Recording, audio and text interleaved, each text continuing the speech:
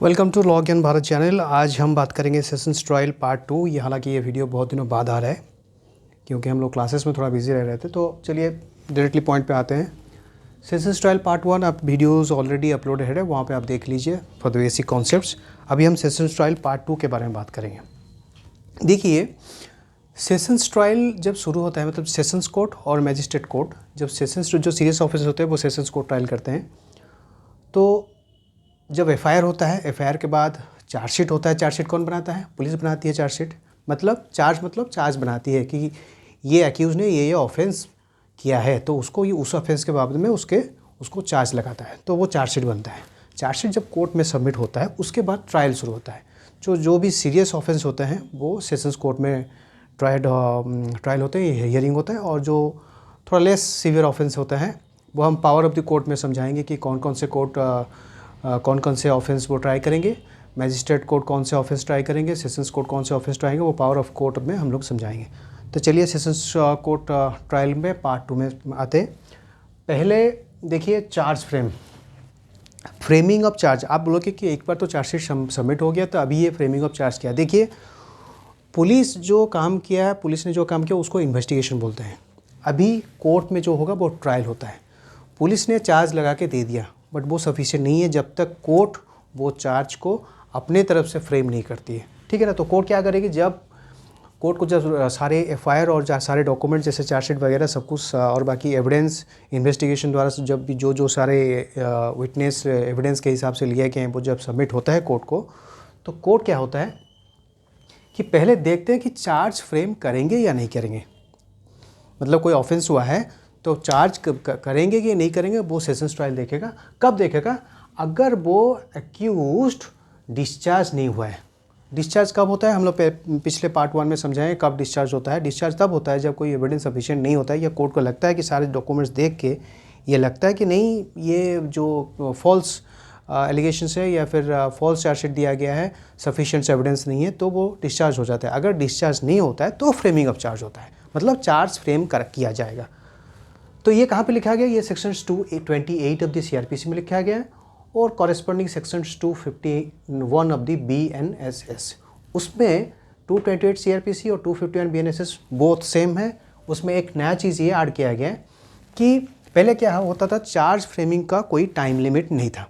अभी ये बीएनएसएस का मेन ऑब्जेक्ट ये है कि सारा जो जस्टिस डिलेड जस्टिस डिनाइड होता है, तो पहले क्या होता था, टाइम कुछ भी नहीं था, कोई भी चीज़ टाइम बाउंड नहीं था। अभी ये बीएनएसएस में जब जो भी प्रोसीजर बताएगा उसमें टाइम बाउंड दे दिए। जैसे कि पहले चार्ज फ्रेमिंग का कोई टाइम लिमिट नहीं था, अभी सेक्शन 251 बीएनएसएस में न्यू ऐड कर दिया कि 60 डेज़ के अंदर चार्ज फ्रेम करना ज़रूरी है।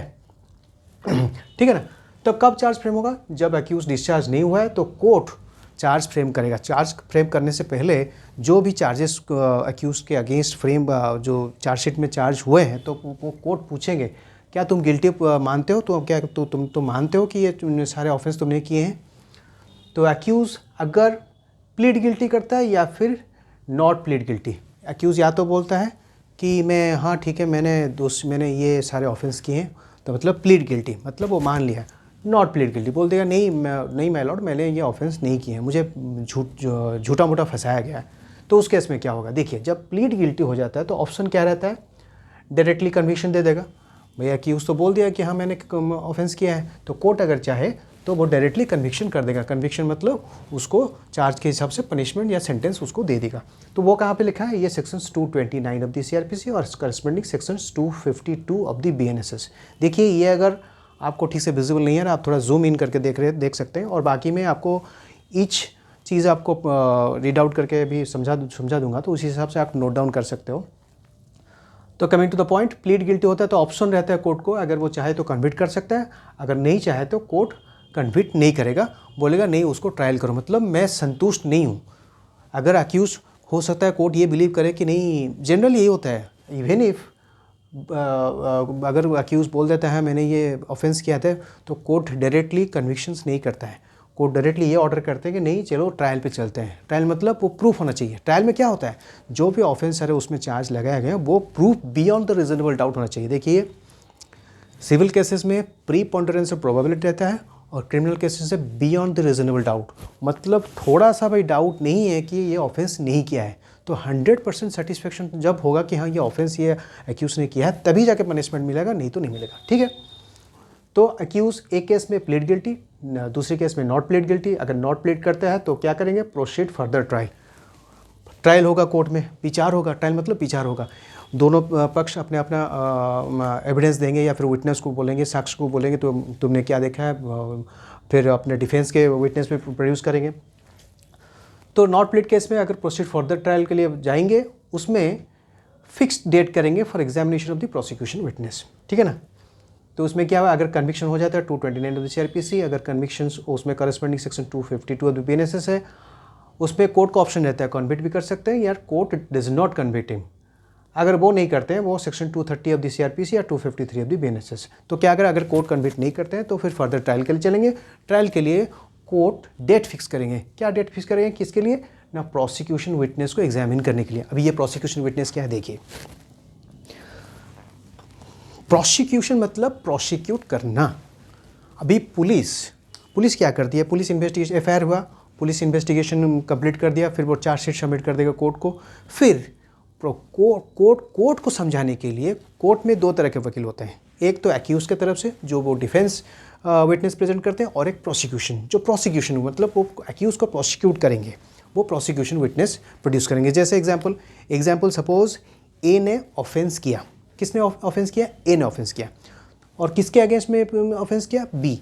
तो एक्यूज कौन है, एक्यूज ए है और बी है विक्टिम। तो जब ए के अगेंस्ट में चार्जशीट फाइल हो गया तो ए के अगेंस्ट में जो चार्जशीट फाइल हुआ उसमें एविडेंस दिया गया कि DEF इन तीनों ने देखा है कि ए ने बी को अगेंस्ट में ऑफेंस करते हुए। तो ये हो गए जो CDE या फिर DEF जो भी है, बाकी जो आउटसाइडर्स वो 3 लोग हैं, वो प्रोसिक्यूशन विटनेस है। समझे कि नहीं। और एक थोड़ा अच्छे से समझा देता हूँ। देखिए एग्जाम्पल है, एक्यूज्ड ये है, ठीक है ना, और ये है विक्टिम। विक्टिम मतलब जिसके अगेंस्ट में ऑफेंस हुआ है। सपोज एक्यूज मैं हूँ, सपोज मैंने किसी को मार दिया तो मैं हूँ एक्यूज्ड, और विक्टिम जिसको मारा वो है विक्टिम। अभी मैंने मारा, कौन देखा, कोई तो देखा होगा मेरे मारते हुए, या फिर मैं ऐसे बोल दूँगा थोड़ी देर वैसे नहीं होगा, तो वो विटनेस होंगे। विटनेस के कौन हो सकता है, विटनेस CDE। तो ये तीनों विटनेस हुए एक्यूज को विक्टिम को मारते हुए, तो ये हो गए प्रोसिक्यूशन विटनेस। मतलब एक्यूज को प्रोसिक्यूट करने के लिए जो विटनेस देखा कि एक्यूज को ऑफेंस करते हुए, वो है प्रोसिक्यूशन विटनेस। अभी ये प्रोसिक्यूशन विटनेस हो गया। अभी क्या है कि एक्यूज के तरफ से कुछ विटनेस प्रोड्यूस करेंगे कि बोलेंगे नहीं एक्यूज ने नहीं मारा, जिस दिन ऑफेंस हुआ वो एक्यूज तो कहीं और था। प्रोसिक्यूशन विटनेस CD जिन्होंने बोला कि है एक्यूज, हमने देखा कि एक्यूज ने विक्टिम को मारा, तो वो हो गया प्रोसिक्यूशन विटनेस। अभी एक्यूज के तरफ से, ये तो हो गया प्रोसिक्यूशन की तरफ से। अभी एक्यूज के फेवर में, ये एक्यूज के अगेंस्ट थे, एक्यूज के फेवर में कुछ विटनेस हैं वो होंगे, वो बोलेंगे कि जिस दिन में ऑफेंस हुआ, जिस टाइम में ऑफेंस हुआ, वो तो एक्यूज हमारे पास था। सपोज F और G ये बोलेंगे कि नहीं वो एक्यूज हमारे पास था। तो ये हो गया प्रोसिक्यूशन विटनेस, ये हो गया डिफेंस विटनेस। समझ रहे अभी डिफरेंस क्या है प्रोसिक्यूशन विटनेस। अभी नेक्स्ट चलते, तो जिसमें डेट फिक्स होगा for examination of the prosecution witness. Examination, अभी ये एग्जामिनेशन कहाँ मेंशन गया है, एग्जामिनेशन ऑफ विटनेस सेक्शंस 137 और 138 of the Indian evidence act में दिया गया। और उसमें लिखा गया है कि जो भी विटनेस होंगे वो एग्जामिनेशन होंगे कोर्ट में। एग्जामिनेशन मतलब कोर्ट में बोलेंगे, एग्जामिनेशन इन चीफ मतलब प्रोसिक्यूशन विटनेस वो बोलेंगे आके, जो उन्होंने पुलिस के सामने बोला था वो आके कोर्ट के सामने भी बोलेंगे। क्या बोलेंगे कि हाँ C पहले आएगा कोर्ट के सामने, माय लॉर्ड हाँ मैंने देखा था कि उसने विक्टिम को मारा। फिर D आके, ये एग्जामिनेशन हुआ। फिर D आके वो बोलेगा कि कोर्ट के सामने, वो कटघरे के सामने, कटघरे में खड़ा होगा, मैं जो बोलूँगा। एग्जामिनेशन ऑन ओथ मतलब वो जो गीता या फिर वो जो बाइबल ये सब छू के बोलेगा कि मैं जो बोलूँगा सच के बिना अलावा कुछ नहीं बोलूँगा। तो एग्जामिनेशन ऑन ओथ होगा, तो वो टच करके फिर बोलेगा माय लॉर्ड मैंने देखा कि एक्यूज ने विक्टिम को मारा। तो एग्जामिनेशन इन चीफ उसको बोलते हैं। CDE ये प्रोसिक्यूशन विटनेस ने एग्जामिनेशन हो गया। अभी क्रॉस एग्जामिनेशन क्या है, क्रॉस एग्जामिनेशन मतलब डिफेंस, मतलब अभी एक्यूज के तरफ से वो आपको क्रॉस करेंगे, वो आपको वो जो आपने एग्जामिनेशन दिया उसको डिसप्रूव करने के लिए वो आपको क्वेश्चन पूछेंगे। वो हम लोग जब एविडेंस एक्ट के examination in chief cross examination पढ़ेंगे तब डिटेल्स में समझेंगे। तो बेसिकली ये है प्रोसिक्यूशन विटनेस और defence witness. Now coming to next point. अभी ये है, आप पूछोगे कि पहले प्रोसिक्यूशन विटनेस क्यों आया, पहले डिफेंस विटनेस क्यों नहीं आया। पहले डिफेंस विटनेस और प्रोसिक्यूशन विटनेस में आपने डिफरेंस समझ लिया, ठीक है ना। अभी नेक्स्ट हम लोग समझेंगे कि ये प्रोसिक्यूशन विटनेस पहले क्यों आता है और डिफेंस विटनेस पहले क्यों नहीं आता है। देखिए, प्रोसिक्यूशन विटनेस ये आता है, ये भी एविडेंस एक्ट या फिर भारतीय साक्ष्य अधिनियम में लिखा गया है। कहाँ पे लिखा गया है? वो sections 101 of the Indian evidence act या फिर सेक्शंस 104 ऑफ द भारतीय साक्ष्य अधिनियम। बर्डन ऑफ प्रूफ, क्या बर्डन ऑफ प्रूफ है उसमें? Sections 101 of the Indian evidence है और सेक्शन 104 ऑफ द भारतीय साक्ष्य अधिनियम जो भी है, BSA है, ये बोलता है कि burden of proof lies on the person who wants the court to give judgement in its favour. अभी इसमें क्या है? बर्डन ऑफ किसके ऊपर बर्डन ऑफ प्रूफ रहना चाहिए? जो कोर्ट को चाहता है कि उसके फेवर में जजमेंट हो। अभी यहाँ पे क्या है? प्रोसिक्यूशन चाहता है कि उसके फेवर में जजमेंट हो, मतलब एक्यूज को पनिशमेंट मिले। तो सेक्शन 101 या 104 ऑफ द BSA क्या बोलता है कि जो चाहता है वही प्रूव करेगा। इसीलिए प्रोसिक्यूशन तो चाहता है तो प्रोसिक्यूशन पहले प्रूव करेगा। प्रोसिक्यूशन प्रूव करने के लिए क्या करेगा? विटनेस प्रोड्यूस करेगा। इसीलिए जो फर्दर ट्रायल के लिए जो भी डेट फिक्स होगा तो प्रोसिक्यूशन विटनेस के लिए डेट फिक्स होगा, क्योंकि प्रोसिक्यूशन प्रूव करेगा। कैसे प्रूव करेगा? विटनेस प्रोड्यूस करेगा। जो ये CDE क्राइम करते हुए देखा, अक्यूज को विक्टिम को मारते हुए देखा, तो CDE को ये है प्रोसिक्यूशन विटनेस, ये पहले प्रोड्यूस होंगे, ये पहले एग्जामिनेशन इन चीफ होंगे, जो कि section 137 of the Indian evidence act और section 138 of the Indian evidence act में आपको मेंशन किया है। देखिए, ये जो क्राइम पार्ट है आपको इंडियन एविडेंस एक्ट, आपको CRPC, क्रिमिनल प्रोसीड्यूर कोड और IPC तीनों मिला के पढ़ना है। हम लोग जब भी पढ़ेंगे हम लोग कंबाइन करके पढ़ेंगे, कंपेयर करके पढ़ेंगे, सो दैट इजी होगा। कहाँ से आया, कैसे आया, हम लोग डिटेल्स में समझेंगे। तो यहाँ पे समझ गए प्रोसिक्यूशन विटनेस पहले होगा। अच्छा, नेक्स्ट होता है कि प्रोसिक्यूशन विटनेस जब प्रोड्यूस होगा कोर्ट में, तो court will take all evidence of the prosecution witness. All evidence जितने भी, सपोज यहाँ पे प्रोसिक्यूशन विटनेस 3 है, CDA, ये तीनों ने अक्यूज को देखा कि अक्यूज ने विक्टिम को मारा, तो ये तीनों का सबका वो एविडेंस कोर्ट लेगा। एविडेंस लेगा मतलब वो तीनों आके कोर्ट में बोलेंगे, तो तीनों का सबका एविडेंस एक एक करके कंप्लीट होगा। ये कहाँ पे लिखा गया? ये CRPC के सेक्शन 231 में लिखा गया और BNSS में सेक्शन 254 में लिखा गया। अभी यहाँ पे CRPC जो सेक्शन 231 और BNSS 254, उसमें कुछ नया ऐड किया गया है। क्या नया ऐड किया गया? इसमें ये बोलता है कि evidence of the prosecution witness, मैंने क्या बोला? एविडेंस ऑफ प्रोसिक्यूशन विटनेस का एविडेंस कैसे रिकॉर्ड होगा? तीनों विटनेस जो भी यहाँ पे इस केस में एग्जांपल में CDE तीनों प्रोसिक्यूशन विटनेस हैं, एक एक करके कटघर में आके बोलेंगे कि हमने देखा कि उसको विक्टिम को मारते हुए। तो उसमें ये सेक्शन 254 ये बोला कि जो भी एविडेंस रिकॉर्ड होगा दो may be recorded by audio और video electronic means.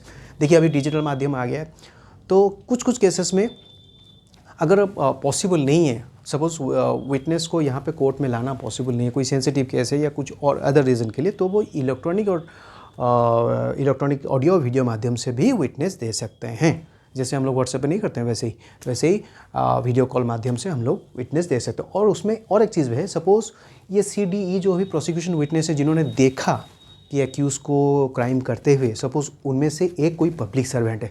Public servant कौन है?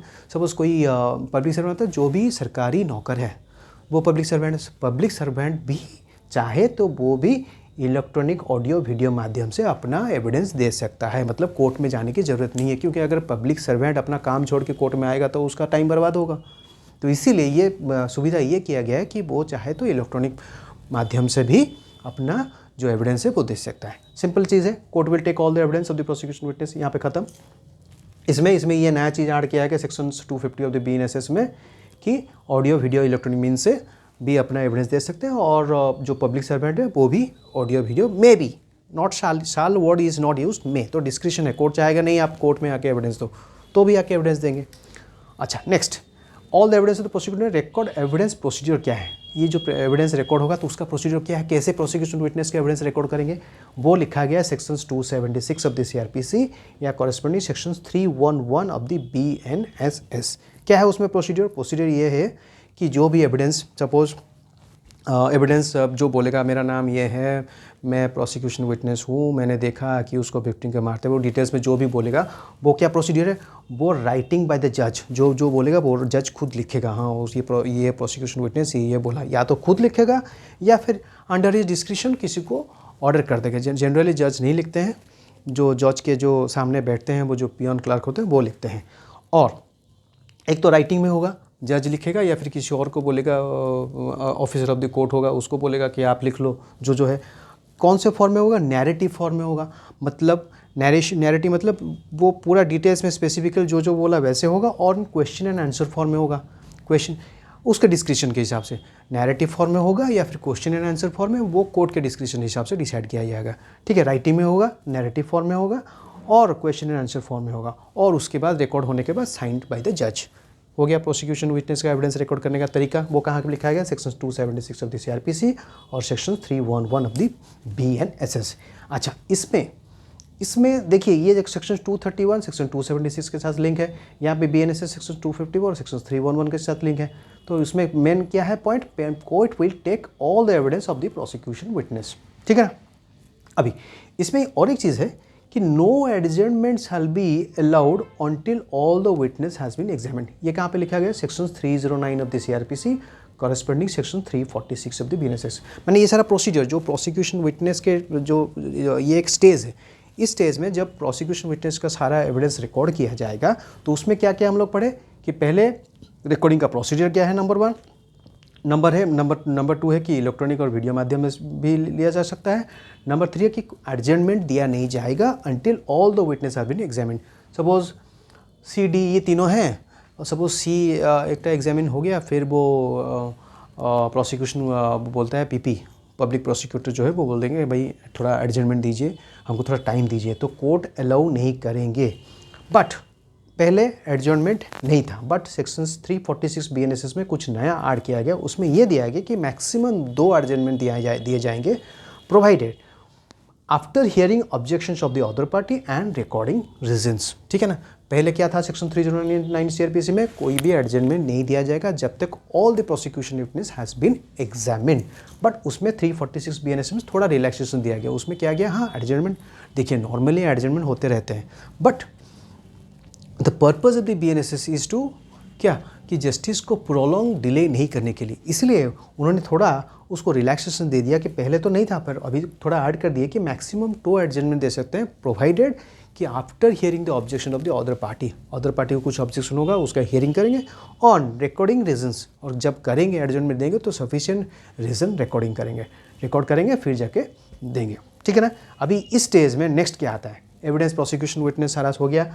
उसमें अच्छा प्रोसिक्यूशन विटनेस का एग्जामिनेशन कौन करेगा भाई, उसको एग्जामिन करेंगे PP साहब, पब्लिक प्रोसिक्यूटर। ये कहाँ पे लिखा गया है, सेक्शन 101 ऑफ द EVD और सेक्शन 104 ऑफ द BSA भारतीय साक्ष्य अधिनियम, मतलब बर्डन ऑफ प्रूफ। क्योंकि बर्डन ऑफ किसके ऊपर है, प्रोसिक्यूशन के ऊपर है। प्रोसिक्यूशन कौन है, कौन प्रोसिक्यूट करेगा, पब्लिक प्रोसिक्यूटर प्रोसिक्यूट करेगा। हो गया evidence of the prosecution witness. उसमें प्रोसेस है, एविडेंस रिकॉर्ड करेंगे, फिर आर्गूमेंट ऑफ द प्रोसिक्यूशन होगा, फिर एग्जामिनेशन ऑफ द विटनेस होगा। यह है प्रोसेस, ये एक स्टेज है। This one is completely one stage, एक ये स्टेज है, मतलब रिकॉर्डिंग में सारा प्रोसिक्यूशन विटनेस का स्टेज है। अभी ये देखिए प्रोसिक्यूशन विटनेस का काम खत्म हो गया। CD इन्होंने मेनली बेसिक क्या एग्जाम्पल में CD इन्होंने प्रोसिक्यूशन विटनेस उन्होंने बोला कोर्ट में जाके कि हाँ हमने देखा कि आपने एक्यूज ने विक्टिम में अगेंस्ट में ये सारे ऑफेंस किए हैं। नेक्स्ट स्टेज आता है क्या एविडेंस में, प्रोसिक्यूशन विटनेस में क्या एक्यूज खुद भी एविडेंस दे सकता है, क्या एक्यूज को एग्जामिन हो सकता है। हाँ भाई एक्यूज को एग्जामिन हो सकता है। क्यों, ये कहाँ पे लिखा गया, ये section 313 of the CRPC corresponding section 351 of the BNSS। मतलब एक्यूज को क्या बोलेगा, एक्यूज को भी एग्जामिन होगा। एक्यूज तो बोलेगा मैंने कोई ऑफेंस नहीं किया। एक्यूज से डायरेक्ट क्वेश्चन नहीं पूछेंगे। एक्यूज को बोलेंगे आप जिस दिन ऑफेंस हुआ था कहाँ पे थे, आप क्या कर रहे थे, आपका वो विक्टिम के साथ कुछ दुश्मनी था कि नहीं था, वो सारा एग्जामिन करेंगे एक्यूज को। ठीक है ना। अभी इसमें जो एग्जामिन करेंगे कि क्या पूछेंगे कोर्ट में, क्या पूछेंगे वो कोर्ट क्या जानना क्यों करेंगे, what is the purpose of examining the accused.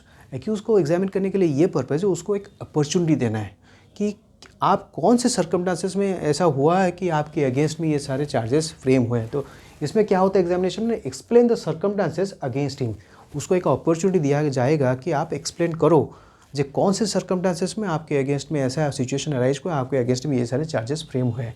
और इस एग्जामिनेशन में एक्यूज कोई भी स्टेज में, at any stage without previous warning to the accused, मतलब सपोज ये ट्रायल चल रहा है,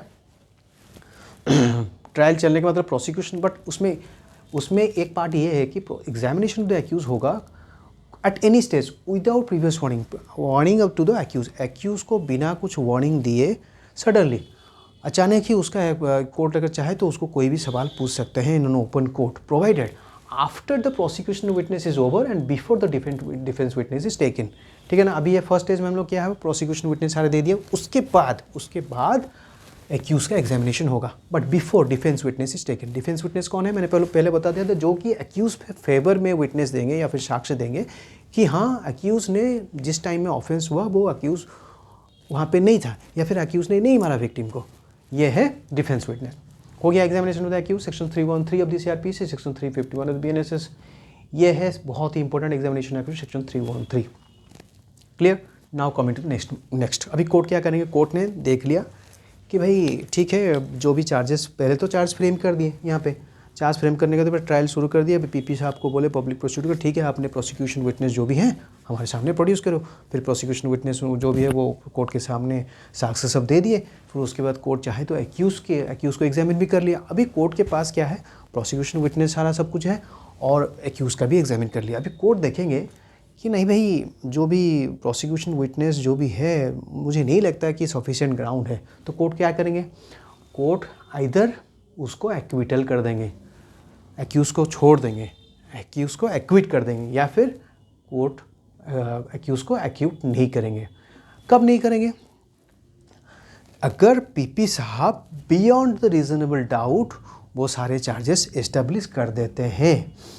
उसके बाद कोर्ट अगर नहीं हाँ देखिए, बियॉन्ड रीजनेबल डाउट ये होता है, या बियॉन्ड रीजनेबल डाउट जब, और प्रीपोंडेंस प्रोबेबिलिटी, सिविल केसेस में प्रीपोंडेंस प्रोबेबिलिटी और क्रिमिनल केसेस में बियॉन्ड द रीजनेबल डाउट। मतलब बियॉन्ड द रीजनेबल डाउट मतलब उसमें कोई भी चांसेस नहीं है कि अक्यूज ने ऑफेंस नहीं किया हो। मतलब कोर्ट जब 100% सेटिस्फाई होगा कि हाँ ये अक्यूज ने ऑफेंस किया है, तब भी जाके कोर्ट कन्विक्ट करेगा, नहीं तो कन्विक्ट नहीं करेगा, उसको एक्विट कर देगा। तो इस केस में एग्जामिनेशन के बाद अगर कोर्ट को नहीं लगता है, कोर्ट अगर सेटिस्फाई नहीं हुआ कि नहीं beyond the reasonable doubt the proof नहीं हुआ है, या फिर मुझे नहीं लगता है कि अक्यूज़ ने कोई ऑफेंस किया है, तो वो अक्यूज़ को एक्विटल कर देंगे। बट कोर्ट सेटिस्फाई करता है कि हाँ भाई चांसेस तो है कि हाँ, मुझे तो लगता है जो प्रोसिक्यूशन विटनेस और ये एग्जामिनेशन और अक्यूज़ के बारे में मुझे लगता है कि नहीं अक्यूज़ ने ऑफेंस किया है, तो उस केस में एक्विट नहीं करेंगे। किसको, अक्यूज़ को एक्विटल नहीं करेंगे उसको। तो फिर क्या होगा, नेक्स्ट स्टेप क्या होगा, नेक्स्ट स्टेप फिर accused is called to enter his defence and produce defence witness. मैंने पहले बता दिया है डिफेंस विटनेस क्या है, प्रोसिक्यूशन विटनेस क्या है। तो अभी नेक्स्ट स्टेज क्या है, तो एक्यूज को बोला जाएगा भाई तुम अपने डिफेंस में एंटर करो और अपने फेवर में, जो तुम्हारे फेवर में बोलेंगे कि तुमने ऑफेंस नहीं किया, डिफेंस विटनेस प्रोड्यूस करो। ये कहाँ पे लिखा गया, section 233 of the CrPC, corresponding section 256 of the BNSS. देखिए पहले स्टेज क्या था, प्रोसिक्यूशन विटनेस, जो पहले मैंने बता दिया था कि पहले प्रोसिक्यूशन विटनेस क्यों आया, पहले डिफेंस विटनेस क्यों नहीं आया। उसका बैकग्राउंड है section 101 of the Indian evidence act, section 104 of the BSA, क्योंकि burden of proof lies on the court who wants the court to give judgement in his favour. तो यहाँ पे प्रोसिक्यूशन पब्लिक प्रोसिक्यूटर चाहते हैं कि court उनके favour में judgement दो, तो उनका रिस्पॉन्सिबिलिटी है, burden of proof lies on him to proof कि हाँ भाई अक्यूज ने ये सारे ऑफेंस किए हैं।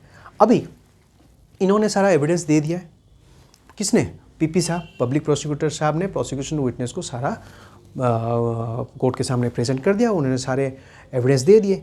अभी यहाँ पे सेक्शन 10, ये तो 101 ऑफ द इंडियन एविडेंस है, आप पहले ये पढ़ लीजिएगा, सेक्शन 104 ऑफ द बीएसए, फिर उसके बाद सेक्शन 105 ऑफ द बीएसए पढ़ लीजिए। 104 ऑफ द बीएसए क्या होता है कि burden of proof lies on the person who wants the court to give judgement in its favour. अभी उसके बाद इस स्टेज में क्या हुआ, प्रोसिक्यूशन ने प्रोसिक्यूशन विटनेस देख के कोर्ट को बिलीव कर दिया, या फिर एक तरफ से एस्टेब्लिश ये कर दिया कि हाँ अक्यूज नहीं, ये सारे ऑफेंस किया। अभी नेक्स्ट स्टेज क्या है? अभी नेक्स्ट है बर्डन ऑन द एक्यूज्ड, मतलब शिफ्टिंग ऑफ बर्डन। यहाँ पे बर्डन किसके ऊपर था? प्रोसिक्यूशन के ऊपर था। अभी ये बर्डन शिफ्ट हो गया किसके ऊपर? एक्यूज के ऊपर। एक्यूज के अभी now burden on the accused to prove his defence, मतलब उसको एक्यूज के ऊपर ये रिस्पॉन्सिबिलिटी है कि वो प्रूव करे कि उसने वो ऑफेंस नहीं किया है। ठीक है ना? Now next coming to the point, इसमें यह एक क्वेश्चन आता है कि weather accused is a competent witness and give evidence on oath. मतलब accused is a competent witness, मतलब एक्यूज क्या अपने फेवर में एविडेंस दे सकता है? हाँ, दे सकता है। कहाँ पे लिखा गया है? वो सेक्शन 315 ऑफ द CRPC या फिर corresponding section 353 of the BNSS। आप लोग पूछो कि कैसे? हाँ, दे सकता है। वो डिफेंस विटनेस के लिए दे सकता है, क्योंकि अगर प्रोसिक्यूशन विटनेस, क्योंकि जब प्रोसिक्यूशन विटनेस प्रोड्यूस करेगा, विक्टिम को बोलेगा, विक्टिम को बुलाया जाएगा, CDE ये तो है एविडेंस, और विक्टिम भी एक एविडेंस है। विक्टिम का स्टेटमेंट भी लिया वो प्रोड्यूस, विक्टिम जाके कोर्ट में बोलेगा हाँ मुझे वो एक्यूज़ ने मुझे मारा है और मेरे अगेंस्ट में ये ऑफेंस हुआ है। तो अगर उसका स्टेटमेंट लिया जा सकता है उसके लिए प्रोसिक्यूशन के फेवर में, वैसे ही एक्यूज़ भी अपने फेवर में एविडेंस दे सकता है। किसमें? Give evidence on oath. Oath मतलब चूँकि किसको? जो बोलूँगा सच बोलूँगा, सच के अलावा कुछ नहीं बोलूँगा। Evidence oath दोगा, provided request in writing. कब एक्यूज़ बोलेगा? राइटिंग में रिक्वेस्ट होगा कि मैं ओथ में एविडेंस देना चाहता हूँ। ठीक है, अभी ये प्रोसेस का कंप्लीट।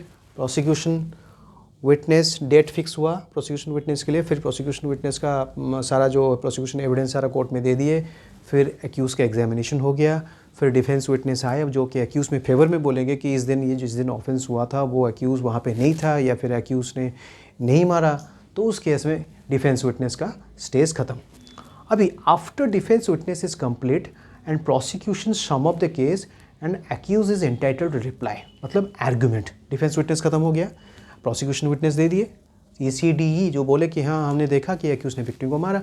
अभी एक्यूज ने अपने फेवर में कुछ और विटनेस प्रोड्यूस किए कोर्ट में, जिसको डिफेंस विटनेस है वो बोले कि नहीं, वो जिस दिन ऑफेंस हुआ है वो तो एक्यूज वो वहाँ पे था ही नहीं, एक्यूज तो कोई और था, जिसको प्ली ऑफ अलीबाई बोलते हैं। वो हम लोग सेक्शन जब एविडेंस एक्ट पढ़ेंगे या फिर भारतीय साक्ष्य अधिनियम पढ़ेंगे तब हम समझेंगे। तो उस केस में अभी नेक्स्ट केस क्या है? प्रोसिक्यूशन विटनेस, फिर डिफेंस विटनेस। अभी नेक्स्ट केस सम अप। सब होने के बाद, डिफेंस विटनेस कंप्लीट होने के बाद पब्लिक प्रोसिक्यूटर क्या करेंगे? सम अप करेंगे, समरी करेंगे, और समरी करने के बाद ये बोलेंगे कि हाँ हमने ये यहाँ पे ये जो प्रोसिक्यूशन एविडेंस विटनेस दिया। फिर उसके बाद उस समरी के अगेंस्ट में एक्यूज भी चाहे तो कुछ रिप्लाई भी दे सकते हैं। ये कहाँ पे मेंशन किया गया? Sections 234 of the CRPC, corresponding section 257 of the BNSS। इस स्टेज को बोलते हैं आर्गूमेंट स्टेज। ठीक है ना? मतलब प्रोसिक्यूशन सम अप करेगा, फिर इमीडिएटली जो एक्यूज के तरफ से वो जो वकील हैं वो भी उसके अपने पॉइंट सारे रखेंगे, जिसको आर्गूमेंट स्टेज बोलते हैं। Argument stage complete, prosecution witness complete, फिर डिफेंस विटनेस कंप्लीट, फिर आर्गूमेंट कंप्लीट। उसके बाद मतलब सारा काम खत्म हो गया। अभी जज का काम है। जज साहब क्या करेंगे? जजमेंट सुनाएंगे। ये कहाँ पे लिखा गया है? सेक्शंस 235 ऑफ द CRPC और corresponding sections 258 of the BNSS। Judgment क्या होगा? आइदर उसको एक्विटल कर देंगे या फिर कन्विक्शन कर देंगे। कन्विक्शन मतलब सजा दे देंगे। अच्छा देखिए, एक्विटल यहाँ पे था, कहाँ पे? पहले एग्जामिनेशन ऑफ द, मतलब प्रोसिक्यूशन विटनेस जब ले लिए तब एग्जामिनेशन तो एक्यूज का कर लिया, फिर उसके बाद कोर्ट को लगता है नहीं यार जो भी ये प्रोसिक्यूशन विटनेस था वो सफिशिएंट नहीं है, इस स्टेज में भी एक्विटल कर सकते हैं, और यहाँ पे भी सब सारा खेल खत्म होने के बाद जजमेंट के टाइम पे भी एक्विटल कर सकते हैं। मतलब दोनों स्टेज, यहाँ पे भी एक्विटल हो सकता है सेक्शन 232 में, और यहाँ पे भी section 232 of the CRPC, section 255 of the BNSS, और जजमेंट के स्टेज में सेक्शन 235 ऑफ द CRPC और सेक्शन 258 ऑफ द BNSS, यहाँ पे भी एक्विटल कर सकते हैं। या तो एक्विटल करेंगे या फिर कन्विक्शन करेंगे। बट कन्विक्शन जब करेंगे, अगर कोर्ट डिसाइड करते हैं कन्विक्शन करेंगे, या तो अपन प्रोविशन वो एक्यूज को रिलीज़ कर सकते हैं। जैसे अगर वो आप सेक्शन 360 ऑफ द CRPC या फिर सेक्शन 401 ऑफ द BNSS पढ़ लो। प्रोबेशन में हम और दूसरे क्लासेस में समझाएंगे प्रोबेशन में रिलीज़ करना क्या कैसे होता है प्रोसीजर। अगर उसको प्रोबेशन में रिलीज़ करते थे, नॉर्मल एक समझा देता हूँ। प्रोबेशन, रिलीज ऑन प्रोबेशन मतलब उसमें कुछ पॉइंट्स है, जैसे 21 साल से अगर कम उम्र है और अगर ऑफेंस ज़्यादा नहीं, लाइफ टाइम पनिशमेंट का कोई ऑफेंस नहीं किया है तो उसको प्रोबेशन में छोड़ सकते हैं। अगर प्रोबेशन में नहीं छोड़ा, मतलब कन्विक्शन केस में अगर कोर्ट डिसाइड करता है कि नहीं उसको सज़ा देंगे, तो या तो रिलीज ऑन प्रोबेशन करेंगे, या फिर अगर रिलीज़ नहीं करेंगे तो hear on sentence then passed sentence, ठीक है ना। देखिए जजमेंट क्या, जजमेंट के टाइम में दो ऑप्शन है, या तो कन्विक्शन कर दो, सज़ा दे दो, या फिर एक्विटल कर दो, मतलब छोड़ दो। उस केस में अगर कन्विक्शन डिसाइड होता है तो कोर्ट क्या करेंगे, या तो रिलीज़ कर देंगे ऑन प्रोबेशन, नहीं तो फिर सेंटेंस मतलब कितना सज़ा उसको देना है उसके ऊपर एक हियरिंग होगा, ठीक है ना। तो अगर सेंटेंस डिसाइड होता है कितना सेंटेंस देना है उसके ऊपर दोनों पार्टी के प्रेजेंट में, मतलब एक्यूज्ड और प्रोसिक्यूशंस दोनों के प्रेजेंस में वो सेंटेंस का हियरिंग का हरेंगे, फिर उसके बाद कंप्लीट जजमेंट दिया जाएगा। अभी इसमें नया चीज़ क्या है, देखिए sections 235 of the early section 3 CRPC में था और अभी सेक्शंस 258 ऑफ द BNSS, इसमें नया ये ऐड किया गया कि जो जजमेंट है, कन्विक्शन हो या फिर एक्विटल हो, वो within 30 days from the date of the completion of the argument, maximum 45 days after recording reasons। पहले टाइम लिमिट नहीं था। मैंने क्या बोला कि सेक्शन BNSS का जो भी मेन ऑब्जेक्ट है is to reduce the time of the trial. तो justice delayed is justice denied is much more given importance in the BNSS। तो मेन पर्पज़ ये है कि जो भी टाइम नहीं था, जो लेंदी प्रोसेस था, उसको शॉर्टन करने के लिए। तो इसमें सेक्शन 258 BNSS में ये ऐड कर दिया गया कि जब कंप्लीशन ऑफ आर्गूमेंट, ये सब आर्गूमेंट कब कंप्लीट होगा, जब प्रोसिक्यूशन विटनेस के बाद फिर डिफेंस विटनेस के बाद फिर आर्गूमेंट जब कंप्लीट होगा उसके 30 दिन के अंदर आपको जजमेंट देना है। ये कोर्ट के ऊपर एक रेस्ट्रिक्शन दे गया, मैक्सिमम 30 दिन होके एक्सटेंड होके 45 डेज होगा from the date of the completion hearing. 45 days case में आपको रीजंस रिकॉर्ड करना है कि आपने क्यों 30 दिन के अंदर जजमेंट नहीं दिया, ठीक है ना। Judgment complete. अभी एंडिंग स्टेज में क्या है, कुछ केसेस में एक्यूज ने पहले भी ऑफेंस किया होगा, मतलब ये सेकेंड टाइम ऑफेंस है, तो उस केस में hearing upon the previous conviction. ये प्रीवियस कन्विक्शंस का ऊपर चार्ज कहाँ पे होता है, वो sections 211 sub clause 7 of the CRPC या फिर sections 234 sub clause 7 of the BNSS में। और ये जो भी प्रीवियस कन्विक्शन होता है वो चार्जिंग होता है सेक्शन 211 में होता है, और उसका ये भी हियरिंग ऑफ द प्रीवियस कौन से प्रोविजन में दिया गया है, section 236 of the CRPC corresponding section 259 of the BNSS। मतलब charging sections 211 CRPC 211 sub clause 7 of the CRPC charging section, और corresponding section 234 sub clause 7 of the BNSS। But ये hearing अपर previous conviction ऊपर जो hearing हो वो कहाँ पे दिया गया है, वो section 236 of the CRPC corresponding section 259 of the BNSS, ठीक है ना। अभी now what is the purpose of hearing the previous conviction. देखिए IPC में कुछ ऑफेंस ऐसे हैं कि अगर आप वो रिपीट ऑफेंस, जैसे आप फॉर एग्जांपल सेकेंड टाइम अगर वो कन्विक्शन आप ऑफेंस करते हो तो वो आपका जो सेंटेंस है अगर 5 साल होता है तो उसको बढ़ा के 7 साल कुछ करते हैं। IPC में है, या फिर आपका MB act, example MB act कर लो ना। MB एक्ट में अगर आपका एक बार आपका चालान कट गया है तो अभी दूसरी बार आप अगर चालान कटता है तो डिसओबीडियंस ऑफ लॉ में आपका दुगना फाइन कटता है।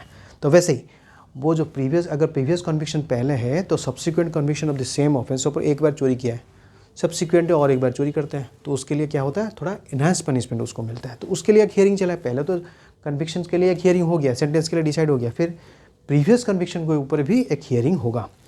तो प्रीवियस कन्विक्शन जब हियरिंग होगा, एक्यूज भी प्रेजेंट होगा, पब्लिक प्रोसिक्यूटर भी प्रेजेंट हो गए, तो उसमें पूछा गया कि भाई एक्यूज को पूछा गया क्या प्रीवियस कन्विक्शन बारे में आप एडमिट करते हो। एक्यूज़ बोलता है नहीं, मैंने एक्यूज़ अगर एडमिट कर देता है तो फिर ठीक है, तो इमीडिएटली जजमेंट हो जाता है। अभी एक्यूज़ एडमिट नहीं करता है तो एक्यूज़ एडमिट अगर नहीं करेगा तो फिर उसका भी प्रोड्यूस किया जाएगा। पब्लिक प्रोसिक्यूटर साहब एक एविडेंस प्रोड्यूस करेंगे कि एक जजमेंट प्रोड्यूस करेंगे कि देखिए ये पहले भी ऐसे ऑफेंस किया था और उसके लिए उसको कन्विक्शन हुआ था। मतलब प्रीवियसली जब कोई ऑफेंस किया होगा और कोई जजमेंट उसके अगेंस्ट में हुआ होगा, उसको कोई कन्विक्शन हुआ होगा, उसके अगेंस्ट में कोई जजमेंट है तो वो कोर्ट में प्रोड्यूस किया जाएगा कि देखिए इसमें प्रीवियसली भी पहले भी ये ऑफेंस किया था तो अभी भी और रिपीटेडली, मतलब उसको बोलते हैं रिपीटेड ऑफेंडर, ठीक है ना, या फिर हैबिचुअल ऑफेंडर। उस केस में court will take evidence of previous conviction. Evidence कैसे होगा, जो प्रीवियस कन्विक्शन हुआ है उसका जजमेंट हुआ होगा तो पब्लिक प्रोसिक्यूटर साहब वो जजमेंट कोर्ट के सामने प्रोड्यूस करेंगे कि देखिए ये है एविडेंस कि उसने प्रीवियसली भी ये ऑफेंस किया था। अभी पर्पस क्या है, इसका एक रेलिवेंसी है explanation 2 of sections 54 of the Indian evidence act और जो उसका corresponding explanation 2 of section 49 of the भारतीय साक्ष्य अधिनियम, ये क्या बोलता है? देखिए यहाँ पे क्या रिलेवेंस है, evidence as to bad character. देखिए हम लोग फिर अगेन BNSS से BSA पर आ गए। Evidence as to bad character, ये सेक्शन 50 पर क्या कहता है? ये कहता है कि कोई भी एविडेंस ऐसे सपोज़ A और B के दोनों के बीच में कोई सूट है या फिर कोई लड़ाई है या फिर कोई केस चल रहा है, तो B ये कोई भी एविडेंस ये नहीं दे सकता है कि हाँ A एक ख़राब आदमी है, इसलिए evidence as to bad character is not admissible. ये कहाँ पे लिखा गया? ये सेक्शंस 54 में लिखा गया है, उसका corresponding section 49 of the BSA में लिखा है। बट उसका एक एक्सेप्शन है कि evidence as to previous convictions can be given and evidence as to previous conviction is relevant as evidence of bad character. Section 54 of the evidence act पढ़ लीजिए या फिर सेक्शन 49 ऑफ द BSA पढ़ लीजिए, उसका explanation 2 जब पढ़ेंगे उस केस में ये evidence as to bad character is relevant when hearing the previous conviction. समझ में आया? थोड़ा अच्छे से समझा देता हूँ। देखिए सेक्शन 54 या फिर सेक्शन 49 ऑफ द BSA ये कहता है कि सपोज़ ये आदमी ख़राब है, मैं कोई एविडेंस सपोज मैं जाके कोर्ट में बोलूँगा, भाई साहब कोर्ट को बोलूँगा, my Lord this person is a very bad person, ठीक है ना? तो section 54 of the Indian evidence act और सेक्शन 49 जो BSA बोलता है कि दिस एविडेंस जो आप दे रहे हो कि हाँ ये person is a bad person, is this evidence is not admissible, ठीक है ना? तो evidence as to bad character is not admissible. But उसका एक्सेप्शन क्या है? ये एक्सेप्शन लिखा गया है एक्सप्लेनेशन 2 ऑफ सेक्शन 54 या फिर एक्सप्लेनेशन 2 ऑफ 49 BSA में कि सपोज़ इसका प्रीवियसली कन्विक्टेड है, मैंने बोला वो एडमिशन नहीं हुई, सपोज़ उसका अगेंस्ट में पहले कुछ ऑफेंस किया था और उसके अगेंस्ट में कन्विक्शन है या फिर उसके अगेंस्ट में कन्विक्शन का जजमेंट है, तो अभी करंट केस में मैं वो जो जजमेंट या फिर कन्विक्शन है वो कोर्ट में प्रोड्यूस कर सकता हूँ as evidence as to bad character. मतलब डायरेक्टली उसको तो बोलूँगा कि ख़राब है, वो एडमिशन नहीं होगा। अगर कन्विक्शन कुछ पहले से है, कन्विक्शन अगर कोर्ट का कुछ कन्विक्शन है या फिर जजमेंट है, तो वो judgment as a evidence as to bad character this person is a bad person, वो मैं बोलने से नहीं होगा। अगर प्रीवियस कोई जजमेंट कोर्ट बोला है, कोर्ट में का कोई जजमेंट या फिर कन्विक्शन है, तो फिर that would be acceptable as a evidence of bad character. Complete, मतलब ये लॉजिक है। प्रीवियस कन्विक्शन की हियरिंग, देखिए प्रीवियस कन्विक्शन का जो हियरिंग होगा उस टाइम में ये लॉजिक सेक्शन 54 और section 49 of the 54 of the Indian evidence act और सेक्शन 49 ऑफ द BSA में ये लॉजिक है कि evidence as to bad character के लिए भी ये एक्सेप्टेबल है। So this is the sessions trial part 2। आप पार्ट 1 का लिंक भी हम लोग यहाँ पे डिस्क्रिप्शन में दे देंगे, आप पार्ट 1 देख लीजिए। ये कॉन्सेप्ट सारा है। आप लोग अभी पूछोगे, आप suppose questions long, generally long questions आता है कि सेशंस ट्रायल का प्रोसीजर बताइए। आप देखिए डायग्राम प्रेजेंटेशन भी कर सकते हैं, क्योंकि जो सारे जितने भी एडमिनिस्ट्रेटिव एग्ज़ाम हैं और कम्पिटिटिव एग्ज़ाम्स हैं, उसमें एग्जामिनर ये देखता है कि स्टूडेंट का या एस्पिरेंट का कितना कॉन्सेप्चुअली क्लियर है। आप डिटेल्स में अगर स्टेप बाय स्टेप जैसे बुक में डायरेक्ट लैंग्वेज लेके लिखेंगे तो आपको टाइम बिल्कुल भी नहीं होगा, क्योंकि 10 मार्क्स दिए होंगे और अगर डिटेल्स में लिखेंगे तो वो आधा घंटा लगेगा।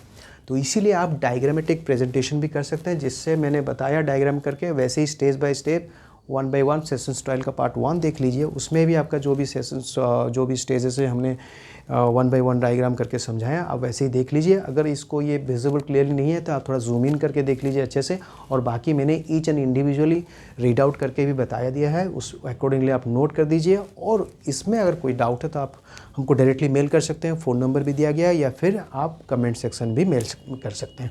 अगर ये वीडियोज़ अच्छा लगे तो फिर लाइक कीजिए, सब्सक्राइब कीजिए, सो दैट हम लोग नेक्स्ट वीडियो जब डालेंगे तो आपको नोटिफिकेशन आ जाएगा। और वीडियोज़ अगर अच्छा लगे तो शेयर भी कीजिए, और कमेंट तो बिल्कुल करना मत भूलिए। Thank you.